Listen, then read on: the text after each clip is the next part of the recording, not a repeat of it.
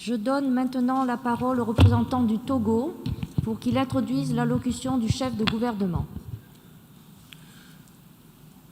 Merci, Madame la Vice-présidente. Excellences, Mesdames et Messieurs, j'ai l'honneur, le privilège de présenter la déclaration préenregistrée de Son Excellence, Madame Sidéméo Toméga Dogbé, Premier ministre, chef du gouvernement de la République togolaise. Je vous remercie.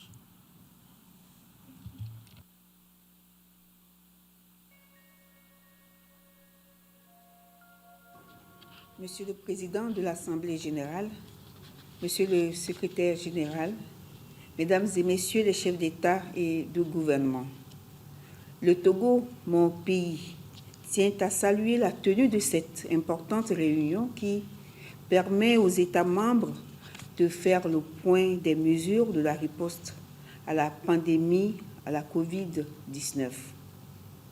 À l'instar de tous les pays, le Togo est confronté à la crise sanitaire actuelle.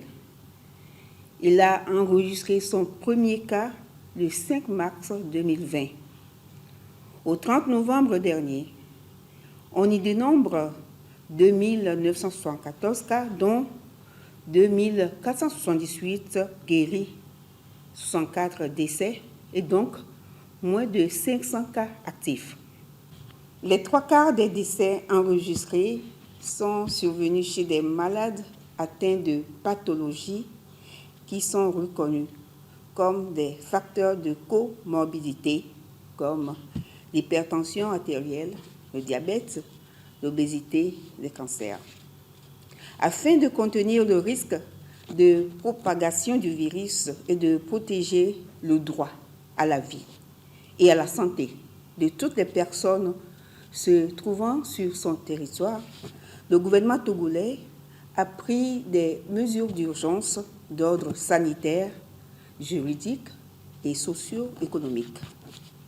S'agissant des mesures sanitaires, des mécanismes tels que le comité de crise, la coordination nationale, le comité de gestion, le conseil scientifique et les entités sectorielles ont été mis en place. De même, la lutte contre la pandémie a impliqué tous les acteurs et a revêtu plusieurs facettes, prenant en compte le potentiel de contagion rapide et de propagation pandémique de la maladie. La coordination, le laboratoire, la surveillance, la prévention et le contrôle de l'infection, la prise en charge, la mise en quarantaine, la surveillance, la communication et la recherche. Des infrastructures sanitaires dédiées ont été construites, réhabilitées et équipées. Le port de masque a été rendu obligatoire au Togo. En outre, une attention particulière a été accordée et est toujours accordée à la formation des agents de santé et également à leur protection, notamment la mise en place d'une assurance COVID-19 sous la forme d'un contrat de décès et d'incapacité temporaire de travail. En ce qui concerne les mesures juridiques, le gouvernement togolais a été autorisé par l'Assemblée nationale à prendre par voie d'ordonnance des mesures spécifiques dans le cadre de l'état d'urgence sanitaire décrété. Sur cette base, il a été mis en place une force spéciale anti-Covid-19 et des mesures d'encadrement et de bouclage de certaines agglomérations ont été prises. Lorsque la situation s'améliore par endroits, ces mesures sont purement et simplement levées ou assouplies.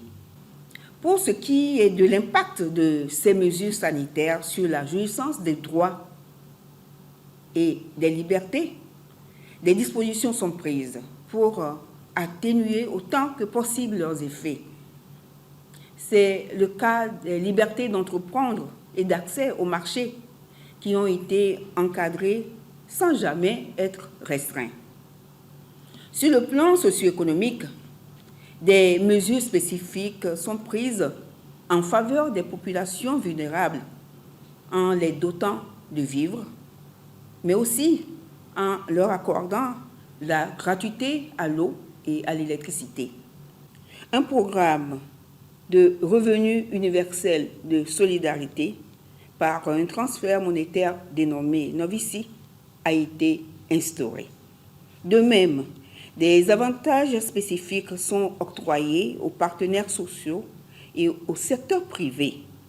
En outre, l'État a mobilisé environ 10% de son PIB, soit 400 milliards de francs CFA, qui fait au total 750 millions de dollars américains pour atténuer l'impact économique de la crise sanitaire.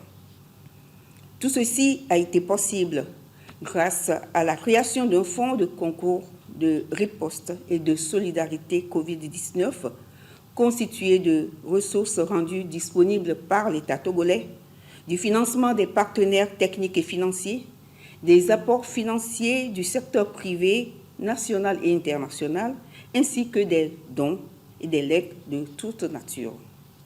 Monsieur le Président de l'Assemblée générale, je voudrais à cet instant saluer l'ensemble des actions qui sont menées actuellement pour faciliter l'accès des pays à faible revenu aux vaccins qui sont développés dans le cadre de la lutte contre la COVID-19. Le Togo adhère pleinement à la mise en place du dispositif accélérateur ACT, destiné à faciliter et à amplifier l'accès aux outils de lutte contre la COVID-19, notamment aux vaccins. Le Togo s'engage à accueillir le vaccin COVAX au bénéfice de ces populations. Je voudrais, pour finir, exprimer la gratitude du gouvernement togolais à tous les partenaires engagés dans la lutte contre la COVID-19, notamment l'Organisation mondiale de la santé, l'OMS, la Banque mondiale, l'UNICEF et l'Alliance Gavi qui nous apportent toute leur assistance. Je vous remercie de votre aimable attention. Je remercie la Première ministre, chef du gouvernement de la République togolaise, de l'allocution qu'elle vient de prononcer.